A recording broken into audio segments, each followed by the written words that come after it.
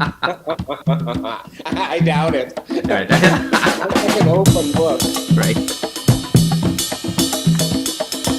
Hey, welcome to 42 Two Souls, One Journey, a raw and unedited look into our lives as humans, based on the 21 grams experiment by Dr. Duncan MacDougall, who concluded that the soul weighs 21 grams. On this videocast, we explore that no matter what our lives look like on paper, our souls journey similarly. In this episode, we are speaking with the world traveler, a former global tech executive. He's been bringing queer South Asians together since the 80s. He's a community builder, a philanthropist. His newest adventure is in his newest adventures he is the cosmopolitan nomad. To me, he's the Liberace of gay smileys. He's fabulous, he's over the top, he's complicated, he's salacious, he's exclusive, he's kind, he's generous. He radiates love to anyone that crosses his path. And if you're lucky enough, you get to see his inner Madhubala come out once in a while. Welcome, welcome, Karim Ladak. How are you? Thank you. I'm fine. Madhubala, she's one of my favorites. I know, and I feel like some of us are lucky enough to sort of be in a room with you where you get to sing her, or you you do her a little bit. Yeah. If time permits, or you feel like you want to let the world know what that looks like, I would encourage it. It's precious. I love it. So let's start with, I guess, just the basics about you, right? So you were born in Tanzania, hmm and then you went to school in Kenya, hmm and then Canada for work, and then you So, immigrated to Canada. Yeah.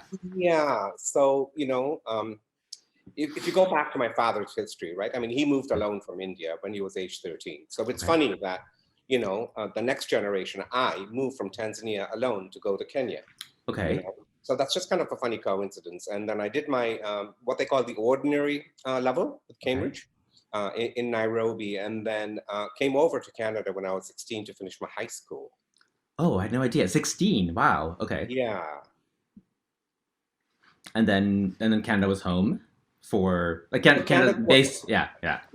Uh, Canada was home temporarily. I mean, I've completed my 4-year graduate degree, and in retrospect, I know what I was doing. I think I was also aware of what I was doing then, which is just essentially escaping the whole ritual of get married, get a house, and blah blah blah. So, right. so I went to the Hebrew University of Jerusalem for the summer Okay. to study, of all things, classical Arabic, and then to the Sorbonne for a year, which was much less about studying French. It was much more about just living in kind of a French-centric country, which was very new from someone who had just been surrounded by the Commonwealth, right? Right. And it was fun. I mean, I got to understand art and impressionism, and then I did my postgraduate work in England, came back here, and then joined Procter and Gamble. Okay. Perfect. So thank you for clarifying that. I didn't realize you got here at 16 is like it's young, and also like I think 16 in that time, like Canada was very white. Like yeah, like specifically coming from like Tanzania or Kenya, where they're I'm going to say our people, and then to come to Canada, where like it's for me at the age of 10, it was a culture shock, and that was also a lot later in life. But what did it feel? What did Canada feel like at the age of 16? So I was alone. So there was that element of just, Yeah. recovering from just being alone, away from parents and so forth. But to be honest, for me, it was not so much a culture shock because in Tanzania, I always felt like a minority anyway, Okay. Okay.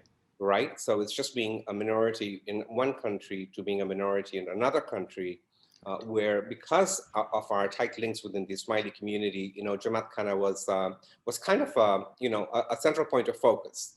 Okay. So my initial socialization happened there until I went to university, and then of course, the story changes because I lived in the dorm Okay. and naturally met people from all walks of life. And so, I mean, no regrets. I didn't kind of regret that. Right. The sexuality piece of it hit me hard Right. when I was 16 going on 17. And probably, one of the few, if not the only times I seriously contemplated taking my life because it was just so miserable. Right. And but I think that aloneness kind of brought out that inner sort of like, what am I about and where am I going, right? Yeah. So that's a little bit of a dark side of that history, but yeah. Yeah, can we talk, I feel like so that's one of my questions as well for you is like, when did Yeah, you know you were gay? Because I think like, I like when you live in when you think about the Tanzania and Kenya, even now, like it's yeah, not the safest place for gay people. yeah, Um, so you know, I know I didn't tap into my sexuality until I came to Canada as well because I think there was something there was a freedom that came here, yeah, and I did explore. But at yeah. the age of 16 is when you arrived here and you realized you were gay, or had you ever realized like did you No, realize you were gay earlier? I knew it. I knew it much earlier. Okay. And you know it because I mean, you have a different crush every week on someone in Jamaica or something like that, right? Right. And so I knew all of that, but I think just being alone Right. here and having to carve out my own life forced me to ask those questions about. So I think it came to a crescendo at that time, Okay. and it went away. And then once I was in university, I actually met some people, which was very, very helpful in terms of breaking my virginity and just kind of getting close to men. Right. Yeah, I mean, I think like for any kids out there listening, I think that's like it's important, right? I think no matter where you are in age, like there's something about you don't have control over your lives with your teenagers. Like Yeah. we have to follow a very specific schedule. Like the government tells us you have to go to school, your parents say you have to do this. It isn't until you sort of get out on your own that Mhm. there's a change that happens, and I think like Mhm. it sucks to say this, but just hang in there, right? Like Mhm. they're tough times, and you don't get to be these things, but you do get to a better place, right? So yeah, wow. So first of all, we're glad you didn't take your own life, and it's a real story even now for our queer kids, right? Like it's such a I mean not just queer kids or trans kids, like when you don't feel like you belong and you're feeling lonely, and I think the pandemic also has really brought a lot of that stuff out for people. Absolutely Yeah. accentuated, right? What would you say at that point was like what kept you going? What like there's always that one thing that says I'm gonna kill myself or I'm not gonna kill myself. What was that one thing that that brought you here? Like, do you remember? No, I Okay. don't know. Okay. But there was a turning point. I think the turning point was just meeting people, meeting more people, having stuff to do, Right. hanging out, starting to establish myself at school, starting to see the good grades come in. Right. So there were some confidence builders along the way. Got it. But as I said to someone else who's also doing a podcast with me, if I were to describe my journey, I would say coming out is a lifetime experience, right? Right. It's a lifetime journey. I mean, it's Right. not like you come out to yourself, and we can delve into that a little bit if you like, but it's almost like you unpeel and then you find something else, which leads to two other things you need to peel, and Right. and the journey continues, to this day. Yeah. Yeah. I 100% agreed with that. Yeah. Yeah, it's an ongoing journey. I feel like it never stops, and I think even when we think it stops or like we think we're so gay, we're so out there that people should just Right. know. I know for me that one of the biggest shocks was like when my friends' kids started asking me. Like I had to come out to my friends' kids, and I was like, "Why am I coming out to a 5-year-old?" Like in my head, I was like, "Oh my god, for the rest of my life." Right? No, not everyone's gonna. No, I'm gonna agree to that. But I was like, "Oh my god, I just came out to a 5-year-old," and then I'd like sit there and like be like, "Okay, so what are your questions? How do you feel?" But you're right. So and one thing I have here for you is like, um, I had gone to dinner with you, Mark, and Renu, and it was one of my favorite dinners with you guys because I think I was trying to connect the three of you, but it gave me a chance to sort of see three adults in my life Hmm. at the peak of their life, Hmm. um, and still trying to figure themselves out. Like it was one of those things where like you guys don't fit into your regular boxes. Like Renu, like neither one of you are married, neither one of you are. You don't have any of the staple heteronormative things, and all you guys just love traveling and are so comfortable with that being your life. Yeah. And I think in that for me there was such a moment of being like, oh my god, these people in Yeah. their 60s are also still figuring themselves out. There's like it was such a cute moment to sort of I'm like to see you guys be candid and like open about things. Yeah. Um, but for me, I was like, oh my god, they still have to navigate not fitting Yeah. into the norm, and they still have to have to answer that question to people. Yeah. Um, so I feel like for me, there's a little glimpse of being like, oh, I know. I think they're at this age. I think they should know everything, but we still never know everything. We used Yeah, to like, yeah, and then, but there's a fineness or there's a finesseness the way you're doing it at this age than the way I'm doing it at this age right. is yeah, you have a bit more maybe confidence. You know exactly who you are, um, and you're just fine tuning. I think. Yeah. Yeah, Uh, and leaving ourselves, a little bit vulnerable as well, which comes with strength as we grow up. yeah. And that allows for more strength, right? And you reach out and you're more permeable. Yes. And so, but I do remember that dinner. It was like one of my favorite dinners, only because I think I'm like you guys are my elders, and I like even though you're my friends, I still there's a level that I don't cross. But then to see Yeah, the three of you skipping down, holding hands on the cobble streets of oh my god, of the Distillery mm, District was the cutest thing because I was like, oh my, like it was just like oh these like I don't know, it was a very cute moment for me, and I was like, okay, these are still kids at heart trying to figure things out, and the fact that you guys all let your guard down for that moment was really cute, and I think you also shared some really fun stories that we're not allowed to share in the podcast, but I got to know a different side of all three of you, which was really nice. Yeah. yeah, Yeah. So earlier you talked about like this idea that so when you're gay, one of the things that we run from is this idea that marriage, kids, homes, yeah, like like I feel like in our families, those are like our parents. That's all our parents want for us is yeah, stability, right, and homes, and like they want us to be married. yeah, How did you? I don't know. There's not a dodge, but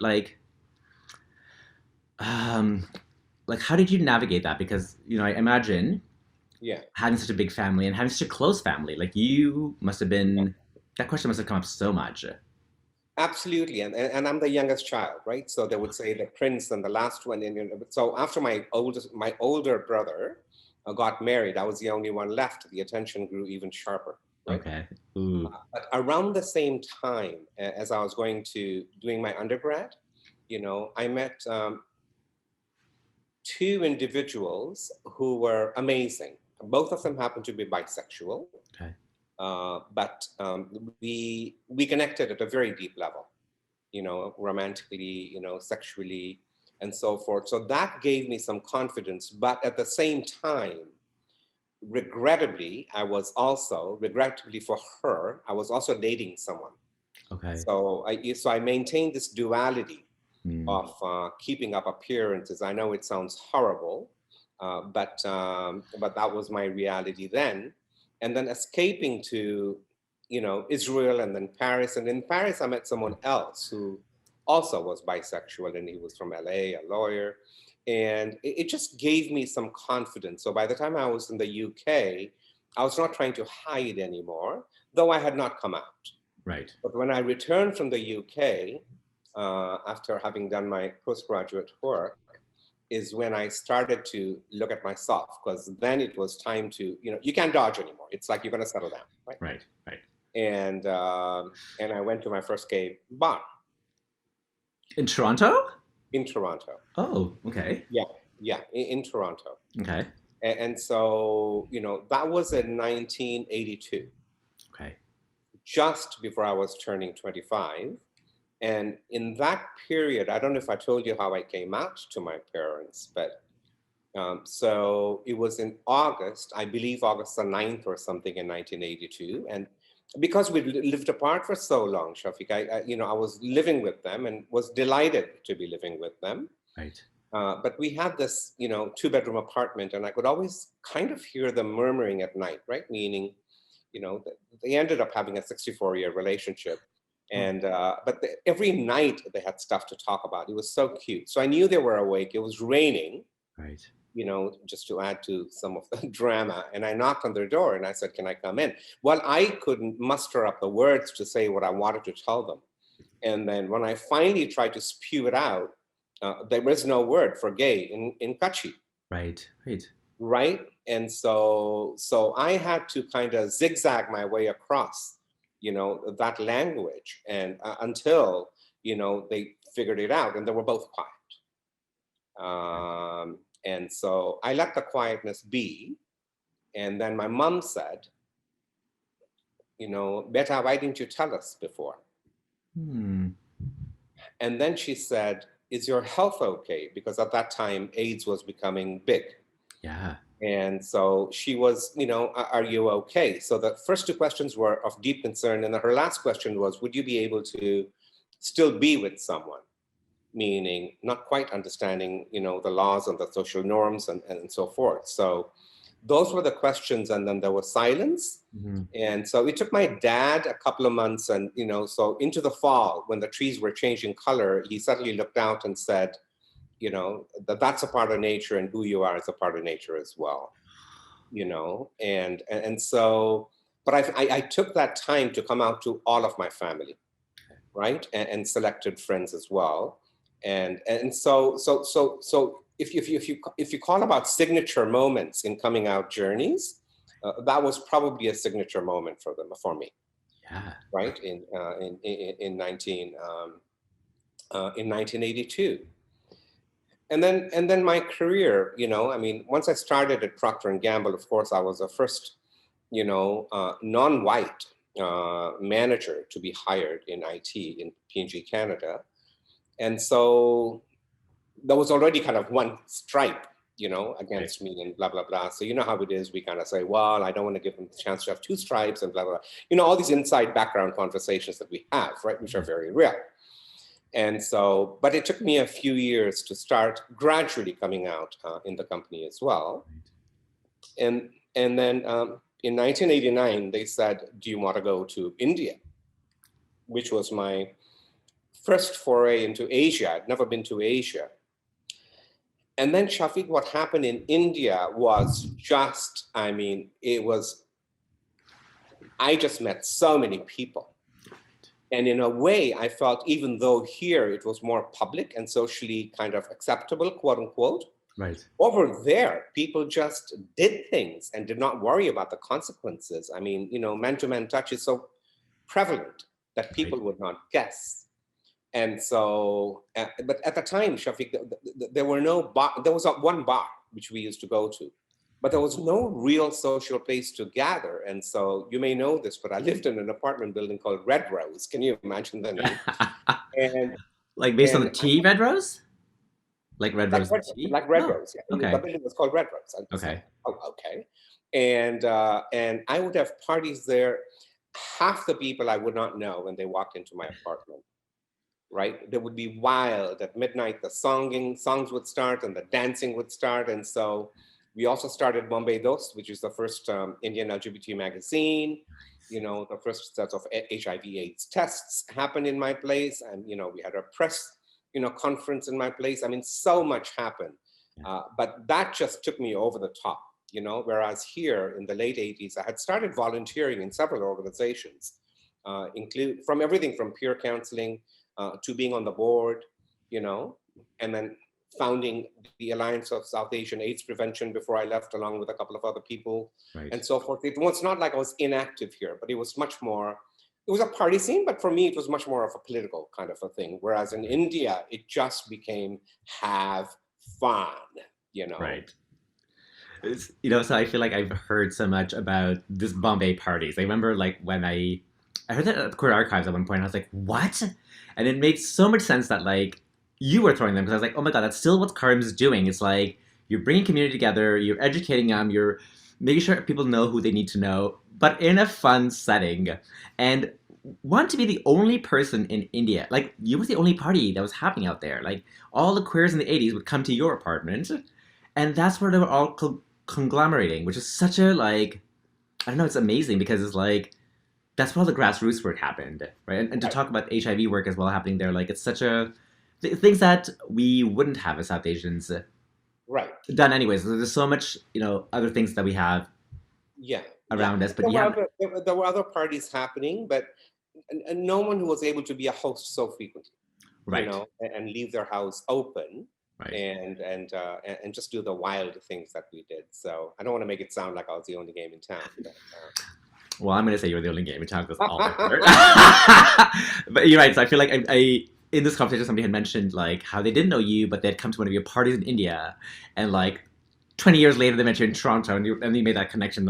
So it's kind of cool that like I feel like that's still kind of the things that you're still doing though. Like Yeah, yeah, from like you are so one of the things that you do really well is like you want to make sure the South Asian stories and queer stories get out there. So yeah, like you are part of a team. You're one person who brings um, South Asian movie makers from India yeah, for the Inside Out Festival, and you host them, and you make sure that like I mean I don't know what specifics, but like you go from 0 to 100 with them to make yeah. sure that they get to come here, tell their story.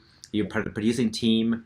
So like it's like it's like you haven't stopped doing those things yet. Like, and the people you met at this party at Red Rose are still part of your friends and community in India. Mm-hmm. Yeah, it's really like it's such a I mean, I think like if you think of it in the '80s, no, like now in the 2000s, we get to sort of see a full long picture. So many great things that have happened. You've been a part of it, and you take zero credit for this kind of stuff because you're so humble about it. Or like I think for you, it's just like this is my life, but it's kind of cool that you got to do all that, Yeah. and yeah, like It's fun though. I mean, it's a very natural way of being. And so the interesting thing there is, I mean, Sridhar, like Evening Shadows, right? I mean, yes, right? And so I was a producer for that, and then also for Rohan and Rohan's film. I was a producer, You for Usha, and then I'm a producer for Fawz's next film, Nur and Layla, which is about two Muslim women. nice. Maybe it's someone would consider also talking to. Okay, And yeah, and so but the interesting thing there is Sridhar is my generation, but clearly Rohan and Harish and Fawz are a whole generation after me, right? right, But I tell you, Shafiq, there is absolutely zero gap in communication. I mean, we just gel, right, and we just do naturally do, right? But I think we get that from from being gay, being vulnerable. If you believe in evolution, then you just gather enough strength to be able to survive all kinds of situations. right. And so I think that's one of the what I call unintended benefits of having gone through some of the struggles that we've gone through, right? Right. So And I think like, the podcast about souls being sold, and I think like when my soul met your soul, I can't remember the specifics, but like I looked at you and I like and he knew that you are my person. Like we don't have any blood relation, yeah.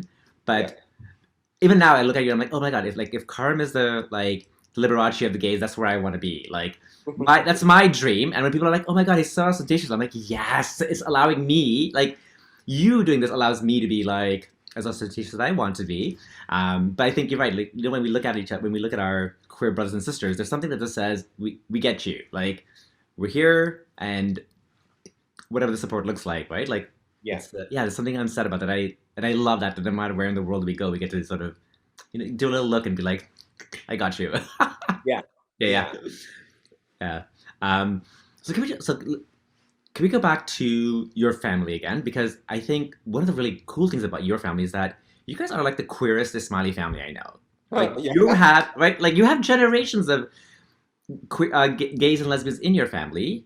And I think the biggest numbers that I can think about. Like I don't know. Not we don't know all the Ismaili queers out there and their families, but there's what 7 or 8 of you? So I have four nieces and nephews Okay, out of out of 16 okay, who are a part of our community. So my joke is, I say to them, the two, all of you produce two each, and I have four, kind of thing, right? right, And so yeah, I mean, this issue in our family is, we've come a long way. right, We've come a long way. Mom and dad actually, came on television with me. They spoke publicly about me. They were, fine with me being in the newspaper because, at that time, the media, I mean, a lot of people I came out through to the Toronto Star. I mean, my extended family, okay, through pictures of when I organized a conference called Discovery 93 in 1993, Global South Asian Men's Conference, okay, and so, you just come out. And I remember, it's nothing to do with family, but the janitor in the building at Procter and Gamble said to me, "I saw you on TV." I stepped into a taxi and they said, "I saw you on TV." right, And so, it's sort of like, you can't put the toothpaste back in the tube, like it's an act, right? right, And right. And so, but the family became very, very supportive. They still are very supportive. And four of my siblings have gone through their own journey when, their children came out. So, that gives them some, some added kind of insight. Yeah. And so, yeah, I'm very, very lucky with my family. Having said that, what I'll tell you is as I've observed people who come out, there are people who say, I've come out, and now it's for you to decide whether to accept me or not. Hmm. And it's kind of, I don't want to say shifting responsibility, because people have every right to say, it's not my responsibility to educate you. You are, you know, so I just leave it to you to decide. And there Yeah. is a certain elegance in that too. I had a very different approach. And I said, I've come out, and that's the first step. So I'm going to play an advocate. Make sure you are educated, and so even with my mom and dad, we watched the Times of Harvey Milk. We would actually, so I made sure that my family kind of came along with me in getting educated, answering their questions. So it's almost like I took it upon my shoulders to make sure I didn't come out and then dump them in their pain, right? Right. Yeah. But I think not everyone operates that way, which is why I bring it up. No, I think what a great way to operate. 'Cause, like, one, I think you were the first queer to come out from the rest of your family, so that actually, like, you set a bar, so that if you Right. educate your parents and the people right away, Yeah. then the next generation just knows. No, I feel like that was my approach as well. Where, like, I think as gay people, we don't follow, again, because we don't follow the norms. Our lives aren't celebrated the same way. Right. So while I think, like, my brothers and my sisters will have weddings, kids, like things that my parents know how to easily celebrate, Right. mine are like, I got into drag, I did this. So it was Right. very important for me. Again, I think for me to let my parents to bring my parents on a journey and say, hey, like, this is me. Here's my journey. It doesn't look like your other kids, but I'm okay. I'm still being okay, and I'm still doing things that are like, I'm still living a really good life. And I think, like, HIV and AIDS was such a big hit on our community, our queer community, that it's the first question I think all of our parents ask, right? Like, well, most parents ask, they're like, okay, so you're gay, are you gonna die of AIDS, and are you gonna have children? I feel like those are my two Yeah. bases in my parents' spot. But yeah, I think what a smart way to sort of educate them, take them on your journey, because make sure that they're part of what, like, they wouldn't know how to ask to be a part of your journey because it's new Right. for them. So Yeah. for you saying, this is my journey, I'm bringing you with me, is Yeah. brilliant, because now the rest of the siblings can follow along with their kids and be like, oh, Karim already showed us these things, so Right. I'm going to potentially go and be a part of my kids this way. Hmm. Yeah. So I guess I'm excited to talk to you. I feel like I have so much to, like, encapsulate. um, so again, so the Queers family, like, so there's five of you all together Hmm. in your family. So that's gonna be like, what? Like, I think about how, like, things change in our family. Like, like, there's the status quo that happens, but your family would have had to, like, this next generation coming out would have had to think differently. Like, none of your heterosexual nieces and nephews can think in the traditional way, because they have gay siblings and they have a gay uncle. So, like, even their kids will come out thinking in a very different way, because this is actually the norm in their family. Hmm. Um, you know, and that, I feel like it was ahead of the game, because, like, I feel like now the kids are more, like, you see gay, trans kids in schools and middle schools and junior schools, but for your family, that would have been from the get go. Like, I can't imagine any of Farin's kids would see Nelish any differently, right? Like, from, like, they're like, this is my Right. fui, oh no, this is my sister, like, my aunt, and you know, Yeah. she is exactly the same as my other aunt and uncle.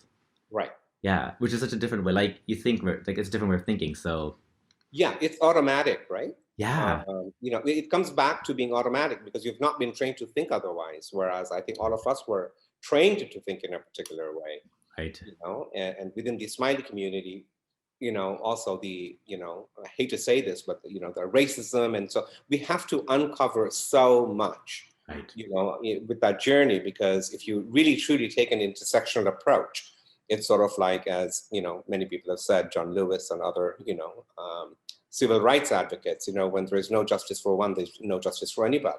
Right. Yeah. Right. No, 100%. Yeah, you're right. So, I mean, let's dive into the Ismaili community just a little bit because I feel like that's kind of like we belong to it. Like we are part of the Ismaili Queers, and it's important for what's the word? For you, like showing up and representing is very important for you. I feel like you are, like Pride is one maybe one of the hottest days in the world.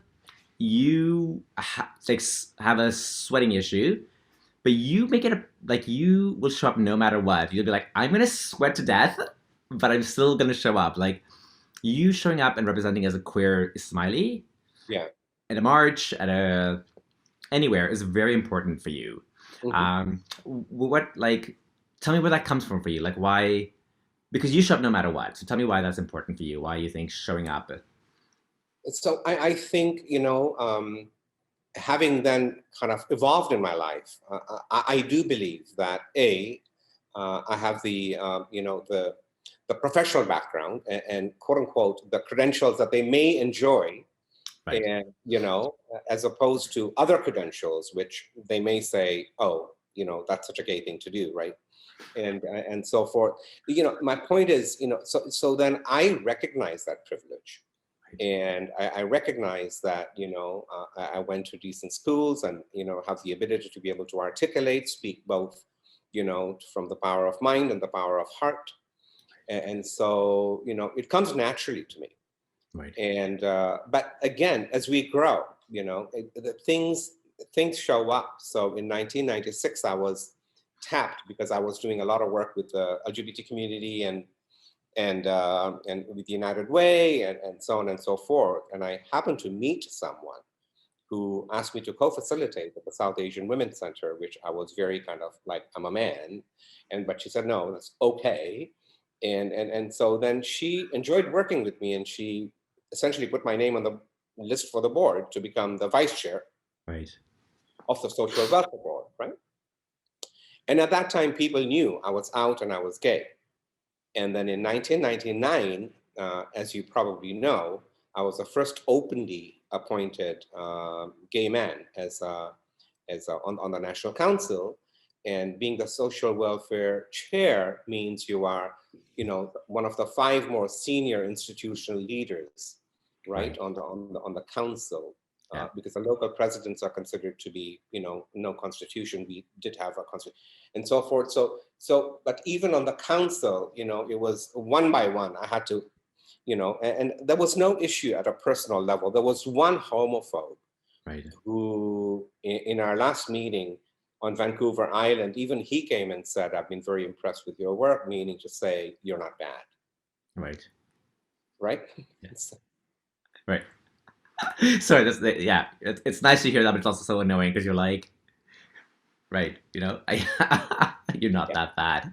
Yeah. It sounds like you really fought like you've approached everything in your life in a very logical way, where you're like, okay, great, like here is the way to do it in an educational way as opposed to a reactive way. Like you don't go in and be like, I'm gonna come in, my nails done, and like your advocacy has been, more. I don't know what the right word is for this one, but it's been educational, I guess, at the best. Like you come in slow and steady, but you're just educating people as you're coming in and sort of breaking those stereotypes, as opposed to, like, I feel like I would just come in as Sari and be like, I'm your new president, yay! But we all have different roles, right? You're breaking new boundaries, right? And I have so much respect for you in doing that. So I'll tell you, I do tend to approach things more from a non-anger point of view, right? Because I think anger just divides, and there is a role for what I call, that kind of activism, and I can be that, a shit disturber, as it were, right? Yeah. But I really think the way of making change happen is shifting gears from just activating to then leading, right? And saying, here are some solutions and this is how we're going to do it. Versus, so I'm not that person who would be on the streets just protesting for the sake of protesting. I would sooner just sit at home and plan out a strategy and say, let's go to the people we want to convince, Right. versus hang out with people who are already convinced. Right. Yeah. 100%. That's such a yeah. That's a different. Right. There's two different ways of looking at it, and you're right. That's a as I get older, the strategic planning makes so much more sense, and also I Right. have less energy to be anger and activisty about things. Right. So right. Um, so let's talk then. So travel is a big part of your life. Like one of the cool things about you is that as a queer elder, you are very like, this is what my life looks like. You come into like, so this is pre-pandemic. First, let me just let people know, like, you're a traveler. You love to travel. Your kitchen in your house is just aesthetically there, pre-pandemic, and like it's an entertaining place. Like, but is it a place where you entertain? Like, you were very clear about like, no cooking happens in this house. We just do takeout, or I'll take you out for dinner. This is a place to host it. And like I think as a younger gay, to see that and be like, oh, I get to like you get to pick and choose your life the way you want it to be. It doesn't have to look like your mom and dad's, and it's okay because that's what it is. So you have carved out a very cool. I think like cool is not the right word, but yeah, very yeah. I guess cool is the right word, but it's a very individualistic lifestyle. That doesn't that for me looks like I'm like great. Like if I am going to be a queer single person in my elder, this is how I want my life to look. Right. Um, how did you like you would have had to really fight these ideas that already existed pre-existed before you, right? So like all we saw before that was our families that are like mom and dad house, like it looked this way. Right. Where what time in your life did you say, I'm not going to follow this and it's okay, I'm not going to follow this, I'm just going to make it my own way and be okay with it? Yeah. So, to your point, once I moved into this lakeshore condo, do you know that, I did some rough counting, but I actually hosted 100 parties in, in the Yeah, in the year and a half before the pandemic, after I moved in and before we were not allowed to. right. And so I just enjoy it enormously. And I think I get that from my father, who was very keen on entertaining as a child, and entertaining people from all groups of life, Yeah, where alcohol would be served. It was a very modern kind of a setting, as a child. So I think I get that naturally. I think we all take away different things from our parents. And so I get that. I get networking from my dad.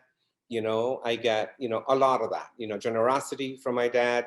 From my mother, I get the power of truth, humility, and so of like that character, right? right, yeah. And so then over time, of course you're going to develop your own independence, because I have left home such a long time ago that if I had not decided how I wanted life to be, Right, then like to me that would not make sense, right, right? right. And then, yeah, I mean, this is what we're going to do here. We're going to have fun. I love also, Shafiq, bringing people together who are from different walks of life, Yeah, I've seen you do that. I love it. Yeah, yeah. It's like it's right? And then key. it's not just across age, but it's across attitude, across. And so I was saying to someone when they said, well, you have so many contacts and blah, blah, blah, it was to do with philanthropy. And yeah, so I do a fair bit of philanthropy, and, I know exactly where I donate and why I donate. But I decided, 3-4 years ago to stop donating anywhere else except LGBT, because there's a huge scarcity there. Why do I bring that up? I bring that up because as I look at people around me and the people I surround myself with, it's mostly the average person. It's not the, the glitzy crowd, and, because that's what I enjoy, the everyday people. And the other observation I've had is that set of people who, have a lot less than I do. Shafiq, there is never, ever any jealousy, Yeah, you know, and that's like, wow. Whereas I think when you hit some of the middle class, wannabes, then there would be the, yeah, yeah, yeah. 100%.